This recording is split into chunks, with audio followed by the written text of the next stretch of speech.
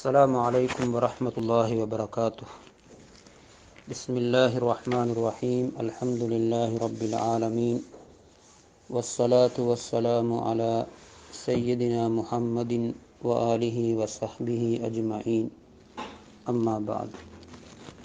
ரசூலுல்லாஹி ஸல்லல்லாஹு அலைஹி வஸல்லம் அவர்களை பற்றிய தொடர் உரையின் 26வது பதிவு.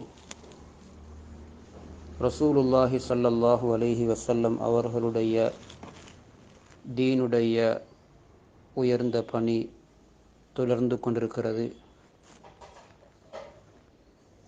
அந்த உயர்ந்த தீனுடைய பிரகாசம் உலகத்தை நோக்கி கொஞ்சம் கொஞ்சமாக பிரகாசித்து கொண்டிருக்கிறது. அது நாளுக்கு நாள் அந்த ஒளி அதிகரித்து கொண்டிருக்கிறது. அந்த ஒளியை, அந்த பிரகாசத்தை அணைப்பதற்கு, ரசூலுடைய இந்த உயர்ந்த முயற்சியை நிறுத்துவதற்கு இறை நிராகரிப்பாளர்கள், இஸ்லாத்தினுடைய எதிரிகள், விரோதிகள் எப்படியெல்லாம் முடியுமோ அவர்களுக்கு முடியுமான சகல முறைகளிலும் முயற்சி செய்தார்கள். அவைகளில் எதிலும் அவர்கள் எந்த குறையும் வைக்கவில்லை. அதற்காக வேண்டி பல அடிப்படைகளிலும் அவர்கள் ஒவ்வொரு நாளும் பல தடவைகள் ஆலோசனைகள் செய்தார்கள். வரலாறிலே கூறப்பட்டிருப்பதை போல அவர்கள் ஒரு தடவை எல்லோருமாக ஒன்று சேர்ந்து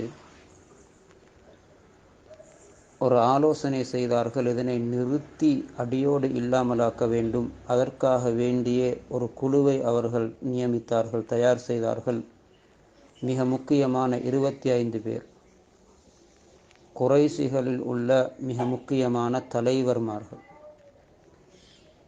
அதில் தலைவராக அபூ லஹப் நியமிக்கப்பட்டார். அவர்கள் ரசூலுக்கும் ரசூலுடைய தோழர்களுக்கும் எதிராக இதை நிறுத்துவதற்கு எப்படியெல்லாம் முயற்சி செய்ய வேண்டுமோ அந்த அனைத்து வடிவங்களிலும் அவர்கள் முயற்சி செய்ய வேண்டும். இதனை நிறுத்த வேண்டும் என்பதற்காக வேண்டித்தான் இந்த குழு தயாரிக்கப்பட்டது, நியமிக்கப்பட்டது. இதற்கு முன்னால் பேசப்பட்ட பதிவிலே அபூ லஹப் எப்படியெல்லாம் நடந்து கொண்டான், அவனுக்கு வந்த அழிவு, அவனுடைய முடிவு எப்படி அமைந்தது என்பதை பற்றி நாம் கேட்டிருப்போம். இறுதியாக அவர்கள் செய்த சகல முயற்சிகளிலும் தோல்வி அடைந்து, முன்னால் சொல்லப்பட்டதை போல பணத்தை காட்டி, செல்வத்தை காட்டி, செல்வாக்கை காட்டி, பதவி பட்டங்களை முன்வைத்து, பெண்களை காட்டி ரசூலுடைய உயர்ந்த முயற்சியை நிறுத்துவதற்கு பேசினார்கள், கதைத்தார்கள். அவைகளெல்லாம் அடியோடு சுக்குநூறாகியது. அது ரசூலுடைய பதிலின் மூலம் அவர்களை நிராசையாக்கிவிட்டது. இறுதியாக முடிவெடுத்தார்கள்.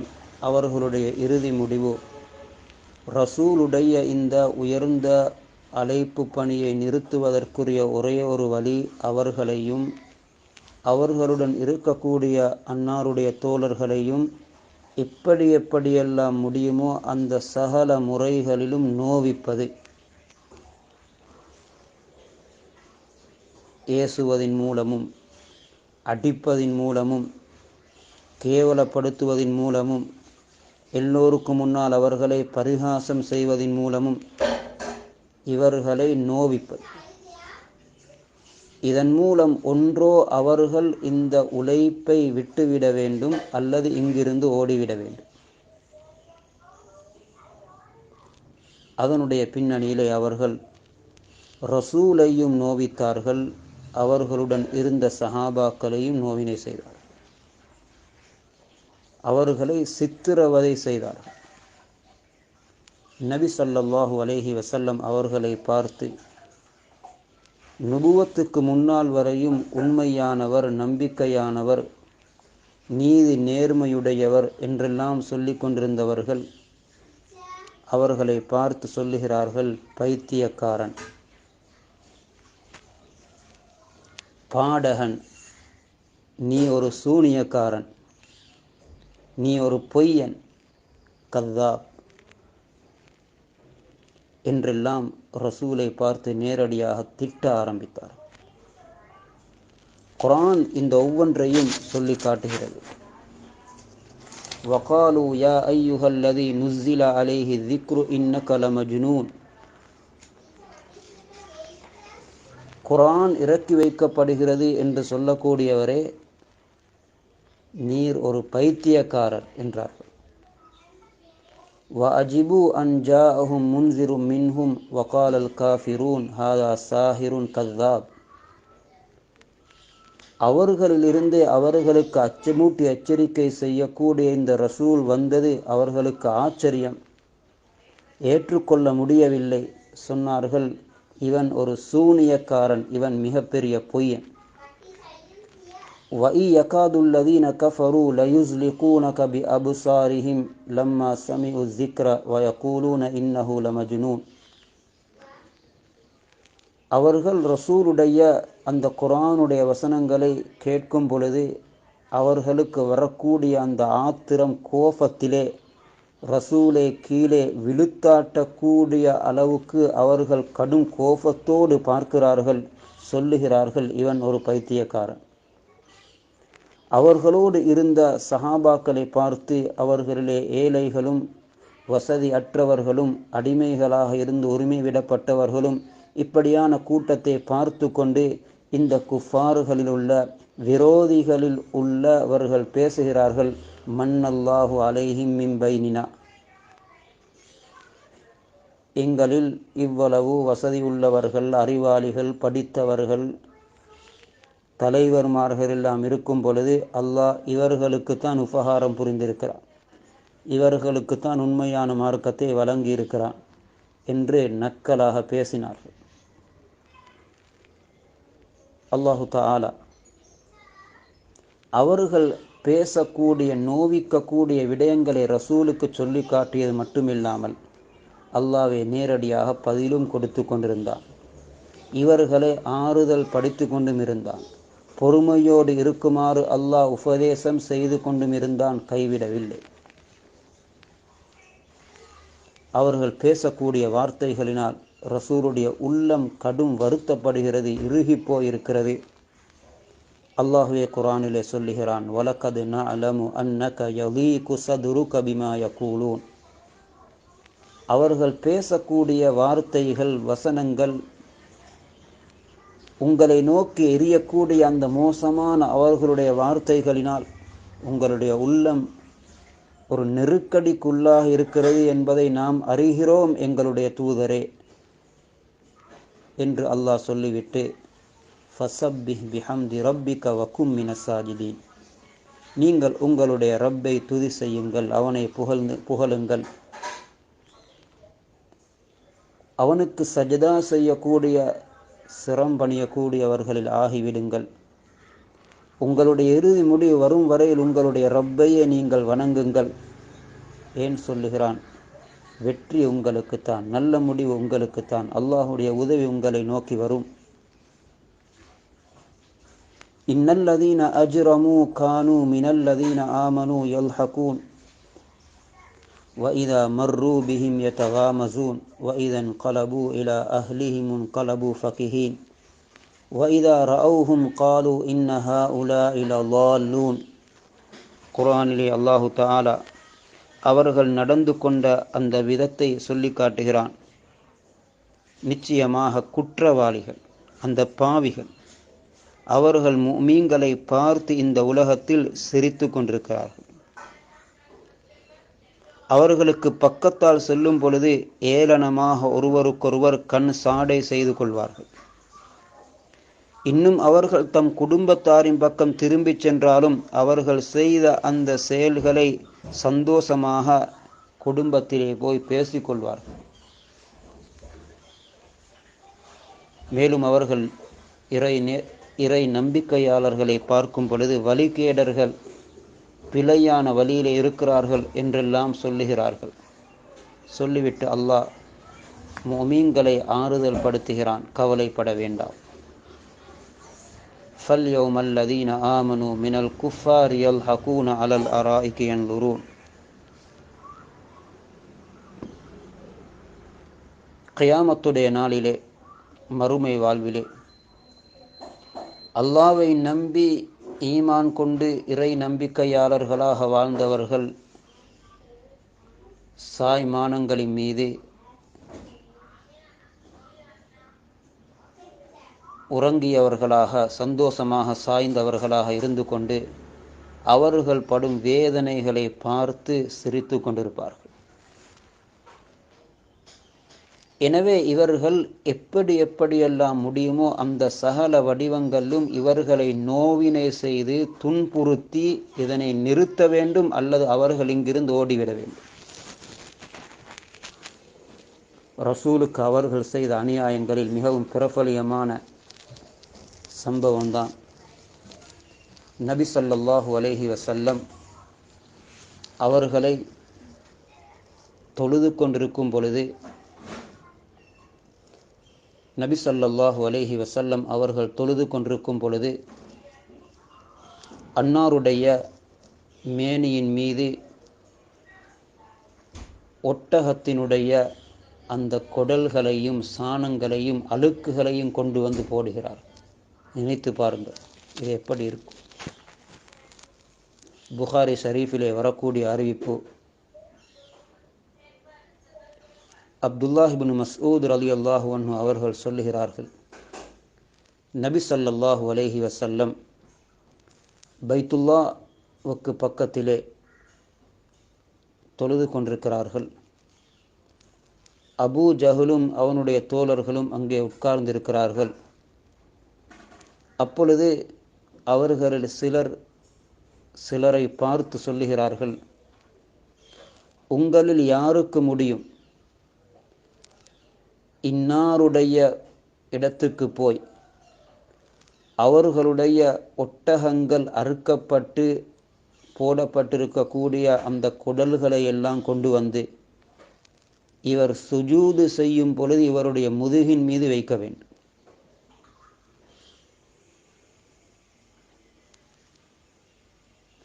இப்னு மஸ்ஊத் ரலியல்லாஹு அன்ஹு சொல்கிறார்கள், அந்த இடத்திலே இருந்த மிகப்பெரிய கெட்டவன் மூதேவி எழுந்தார், உக்பத் இப்னு அபி முஐத். போய் அவன் அந்த ஒட்டகத்தினுடைய குடல்களை எல்லாம் எடுத்து கொண்டு வந்தான்.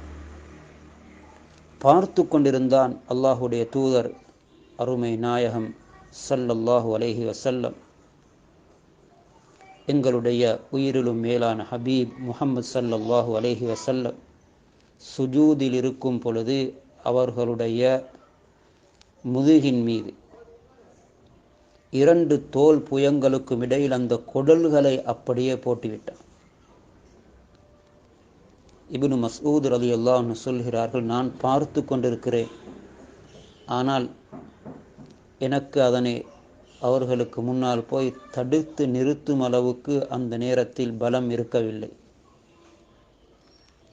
ரசூல் சுஜூதில் இருந்து கொண்டு அந்த அழுக்கு, அந்த துர்நாற்றமுள்ள பாரமான அந்த குடல்களை கழுத்தின் மீது சுமந்து கொண்டு தலையை தூக்க முடியாமல் கஷ்டப்படுகிறார்கள். இவர்கள் சிரித்து கொண்டிருக்கிறார். அவர்களில் ஒருவருக்கொருவர்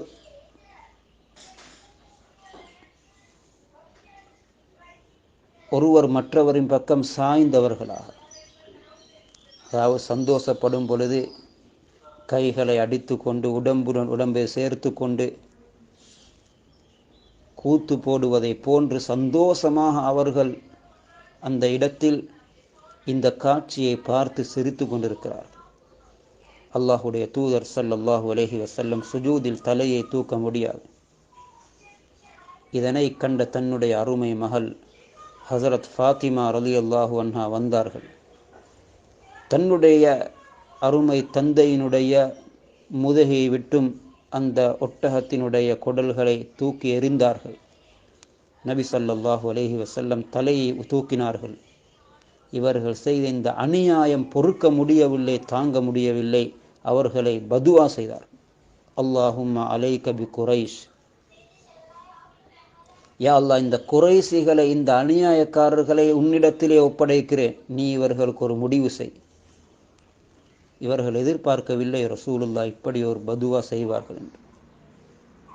அவர்களுக்கு அந்த பதுவா, ரசூலுடைய அந்த வார்த்தை மிகவும் பாரமாகிவிட்டது. ஏனென்றால் அவர்களுடைய ஒரு கொள்கை இருந்தது, அந்த ஊரில் செய்யப்படக்கூடிய துஆ நிச்சயமாக ஏற்றுக்கொள்ளப்படும் என்று.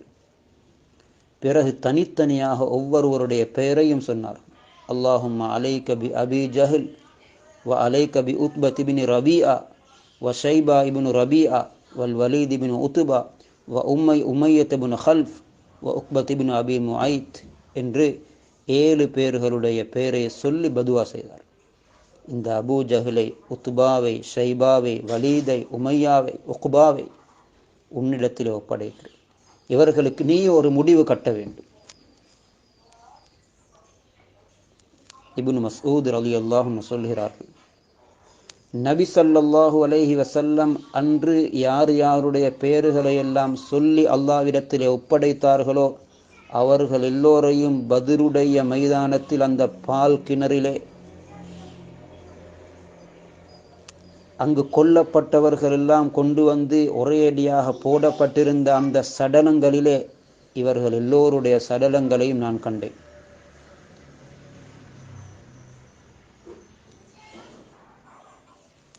இப்படி மிக மோசமாக நடந்து கொண்டார்கள். அல்லாஹ் அவர்களுக்குரிய தண்டனையையும் கொடுத்தான். கொஞ்சம் காலம் சென்றது, ஆனால் அல்லாஹ் அவர்களை விடவில்லை.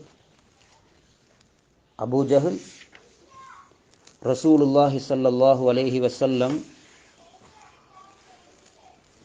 எப்பொழுதெல்லாம் தொழுவதை காணுவானோ அப்பொழுதெல்லாம் தடுத்து நிறுத்துவான். ஒரு தடவை நபி ஸல்லல்லாஹு அலைஹி வஸல்லம் காபாவிடத்திலே தொழுது கொண்டிருக்கிறார்கள். அந்த இடத்தை நோக்கி அபூ ஜஹல் வருகிறான். நபி ஸல்லல்லாஹு அலைஹி வஸல்லம் தொழுது கொண்டிருக்கிறார்கள். இவன் கேட்கிறான், யா முஹம்மத், அலம் அன்ஹக அன்ஹாதா, உன்னை நான் தடுத்திருக்கிறேன் இல்லையா? உன்னை தடுக்கவில்லையா? நான் தொழக்கூடாது என்று உனக்கு நான் சொல்லி இருக்கிறேன் தானே? எச்சரித்து மிகவும் கடினமாக பேசி சொல்லிவிட்டு ரசூலை பார்த்து அவன் சொல்லுகிறான், உங்களுக்கு தெரியுமா, இந்த மக்காவிலே உள்ள எல்லோரும் என்னுடைய ஆட்கள். நான் ஒரு அழைப்பு அழைத்தால் எல்லோரும் இந்த இடத்திலே ஒன்று கூடி விடுவார்கள். கவனம். ஒரு ரிவாயத்திலே வந்திருக்கிறது, அந்த இடத்திலே வந்து ரசூலுடைய அந்த குரல் வளையத்தை பிடித்து, கழுத்துக்கிட்டால் பிடித்து அசைத்தார்.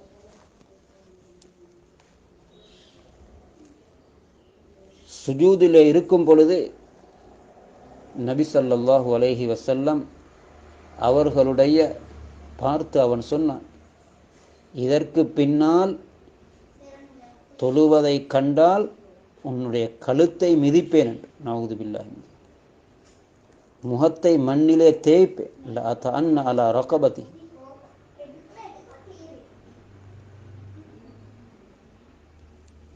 நபி ஸல்லல்லாஹு அலைஹி வஸல்லம் தொழுது கொண்டிருக்கும் பொழுது அவன் ஒரு தடவை கழுத்தில் ஏறி மிதிப்பதற்காக வேண்டி வருகிறான்.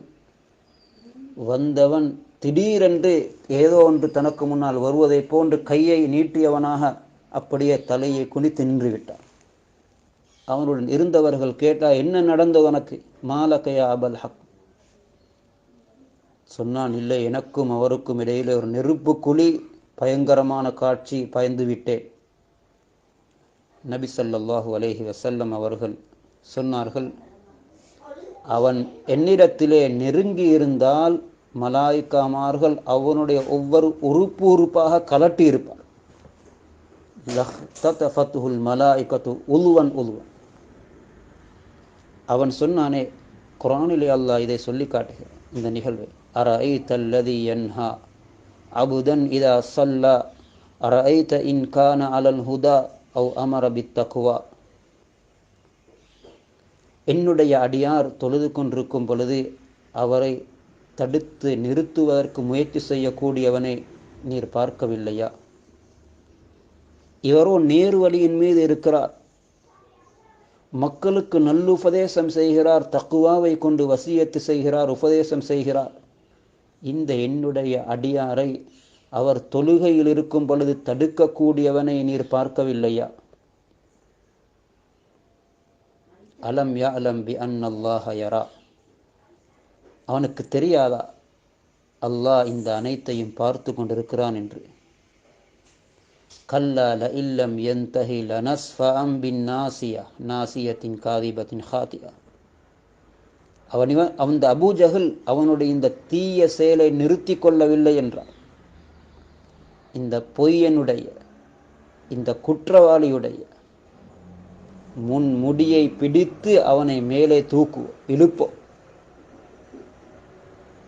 அவன் சொல்லுகிறானே, இந்த மக்காவிலே உள்ள எல்லோரும் என்னுடைய ஆட்கள், ஒரு அழைப்பு அழைத்தால் எல்லோரும் வந்து சூழ்ந்து விடுவார்கள் என்று. அல்லாஹ் சொல்லுகிறான், ஃபல் யது நாதியா, அவனுடைய கூட்டத்தை, அவனுடைய ஆட்களை அழைக்குமாறு சொல்லுங்கள், அழைக்கட்டுமா. சனது ஜபானியா, நீ அப்படி செய்தால் உனக்கு எதிராக நாம் கூப்பிடுவது, அழைப்பது, இறக்குவது நரகத்துக்கென்று முடிவு செய்யப்பட்டிருக்கக்கூடிய நரகவாசிகளை தண்டிப்பதற்கென்று நியமிக்கப்பட்ட ஈனிறக்கம் இல்லாத அந்த ஜபானியா என்ற மலாய்க்காமார்கள். ரசூலுல்லாஹி ஸல்லல்லாஹு அலைஹி வஸல்லம் சொன்னார்கள், அவனுடைய ஆட்களை அழைத்திருந்தால் அந்த ஜபானியாக்கள் இறங்கி அவனை மேலே தூக்குவதை நீங்கள் நேரடியாக கண்டிருப்பீர்கள்.